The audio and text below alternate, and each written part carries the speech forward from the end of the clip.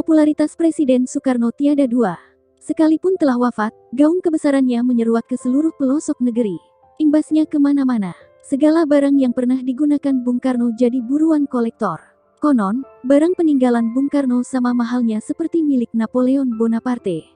Desas-desus pun berkembang. Bung Karno dianggap memiliki harta karun bejibun. Dari emas, intan, hingga permata. Utamanya harta itu disebutkan tersimpan di bank-bank Swiss. Benarkah seperti itu? Wafatnya Bung Karno membawa kedukaan yang mendalam bagi segenap rakyat Indonesia pada 1970. Kepemimpinannya banyak dirindukan. Demikian pula jasa besarnya membawa Indonesia lepas dari belenggu penjajahan. Karenanya, popularitas Bung Karno meningkat sekalipun telah wafat. Kepopuleran Bung Karno berimbas pada banyak hal. Segala macam barang-barang peninggalan Soekarno jadi buruan orang banyak. Perburuan itu juga memunculkan desas-desus baru.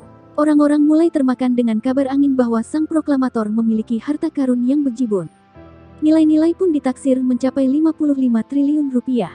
Antara lain harta itu berbentuk tanah, rumah, permata, dan emas yang jumlahnya berton-ton. Konon, beberapa di antaranya disimpan pada bank-bank Swiss. Fenomena itu tak cuma memunculkan pemburu harta, tapi juga orang-orang yang ngakunya memiliki data terkait cara mendapatkan harta karun. Mereka yang berprofesi sebagai paranormal juga ikut-ikutan menerawang lokasi harta karun. Banyak orang lalu tertarik, mereka lalu memanfaatkan jasa paranormal. Nyatanya semua itu hanya tipu muslihat. Hasilnya nihil. Korban yang awalnya ingin untung, justru buntung. Korbannya itu tak lain berasal dari kalangan jelata hingga pejabat. Soekarno, yang secara kebetulan tanggal lahirnya berselisih beberapa hari dengan meletusnya Gunung Kelut, juga dianggap sebagian orang sebagai sosok Ratu Adil. Jauh setelah kematiannya, hal-hal misterius seputar dirinya pun masih terus dicari seperti mengenai harta karun Soekarno untuk rakyat Indonesia. Kekuatan gaib di balik tongkat komando, yang diisukan terbuat dari kayu langka, dan lain sebagainya. Di era itu, Soekarno yang pernah lolos dari banyak upaya pembunuhan rasanya memang sulit dilepaskan dari pandangan-pandangan mistisme macam demikian, ungkap De Syaiful Cahyadi dalam buku Kisah-Kisah Abadi Soekarno.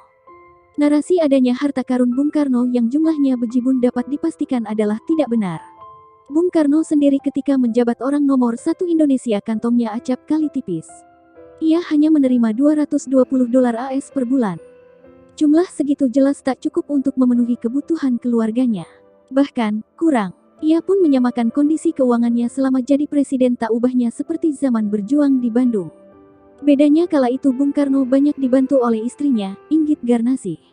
Sekali waktu, Bung Karno sendiri sampai meminjam uang dari ajudannya sendiri. Bung Karno tak malu menuturkannya. Ia juga menyebut dirinya sebagai salah satu presiden melarat di dunia. Alih-alih memiliki tabungan berlebih, rumah pun tidak punya. Aku tak memiliki rumah sendiri. Tidak ada tanah. Tidak ada tabungan. Lebih dari sekali aku tidak mempunyai sisa uang untuk pengeluaran rumah tanggaku. Di sebuah negara, duta besar kami terpaksa membeli piyama untukku. Satu-satunya piyama presiden sudah sobek. Negara menyediakan tempat tinggal dengan cuma-cuma, bebas pemakaian listrik, 4 buah mobil resmi dan 3 di dalam garasi untuk tamu negara dan mereka membelikan pakaian seragamku.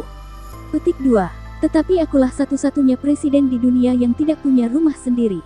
Baru-baru ini rakyatku menggalang dana untuk membangun sebuah gedung buatku, tapi di hari berikutnya aku melarangnya. Ini bertentangan dengan pendirianku. Aku tidak mau mengambil sesuatu dari rakyatku.